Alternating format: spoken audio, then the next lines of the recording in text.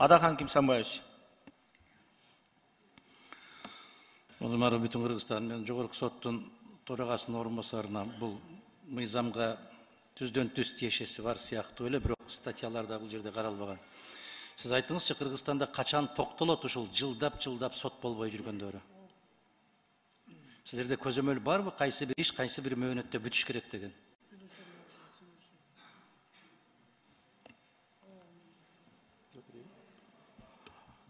Процессуалдык мыйзамдарда мөөнөттөр көрсөтүлгөн.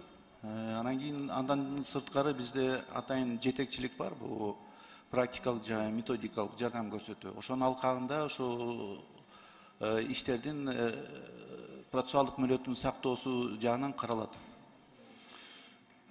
Билесиздерби, бир эле шылтоо болот экен. Жактоочу келбей калды, эксперт бүтпөй калды, тигинтип калды, үнтүп калды. Кайра жылдырдык. Жылдап ушундай болуп келет. Качан бүтөт ушул нерсе?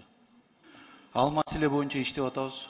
Качан бүтөт? Качан иштеп атасыңар? Кантип бүтүрөсүңөр? Буюрса жыйынтык болот. Канча мезгил керек ошого убакыт? Себеп Бишкекке сотко чакырып коет, Нарындан келет, Оштон келет, Көлдөн келет, бардык жактан келет. Тажатып бүттү, бир 20-30 жолу кайра кайтарат. Деген арыздар өтө көп бизде. Алардын чыгашасын ким төлөйт? Судья керек болсо башы ооруп калса дагы жылдырып коет экен. Кече куда тосуп калса дагы жылдырып коет экен. Мындай бир силерге жоопкерчилик деген түшүнүк барбы? Биз элдин алдында жооптуубуз.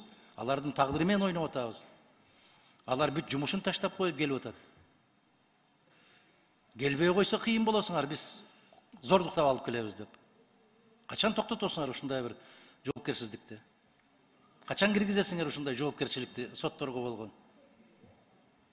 Ал боюнча аракеттер жасалып атат. Жыйынтыгы жок да, көрбөй атабыз да. Качан болот? Айтсаңыз, ушу жылдын аягына чейин киргизесиңерби? Соттордун жоопкерчилигин сөзсүз түрдө караш керек. Бир мөөнөт, тартип болуш керек да. 3 айда бүтүрөсүңөрбү, 5 айда бүтүрөсүңөрбү? Жылдап сүйрөп жүрө бересиңер билип алып. Мыйзам чегинде баардыгы каралып атат. Жок, андай эмес. Бул жерде негизи ар бир иште эки тарап болот. Ошол эки тарап тең өзүнүн укуктарын да милдеттерин так сакташ керек да, өзүнүн баягы укуктары менен кыянаттык менен пайдаланбаш керек. Керектүү учурда силер 3 саатта чечим чыгарып коюп атасыңар.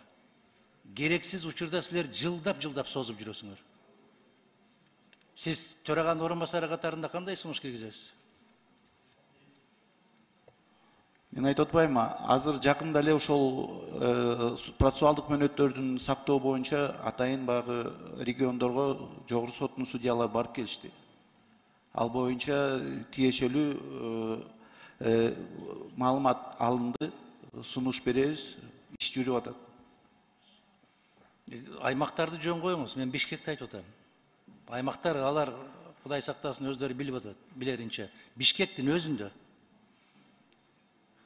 Ошол текшерүү алкагында Бишкек шаарында иш аракеттер текшерилди да.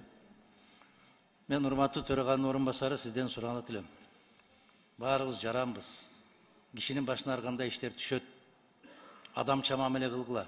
Биринчи кезекте пенде болуңуздарчы айланайындар. Пенде болгула. Кече мына Чүй областтык театры керемет бир спектакль койду, Шайтандын соту деген. Бүтүндөй сотторду жыйнап барып ошол спектакльди көргүзгүлөчү айланайындар. Мүмкүн кичине бир жүрөгүндө сезими бар киши койгонор. Мына жогорку кеңештин алдында айтсаңыз, ошо процессуалдык өзгөртүүлөрдү, тийиштүү сунуштарды качан бересиз сиз? Жылдын аягына чейин бересиңерби ушуну? Соттордун жоопкерчилиги боюнча. Процессуалдык мыйзамдарга өзгөртүү киргизүү тууралуу азыр атайын президенттин указы менен жумушчу топ түзүлгөн. Ал топтун иш аракеттери 1-июлга чейин узартылган. Буюрса ошол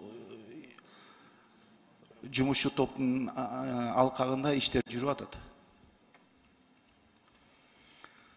Жооп канаттандырарлык эмес эми, арга жок болуп калды. Макул.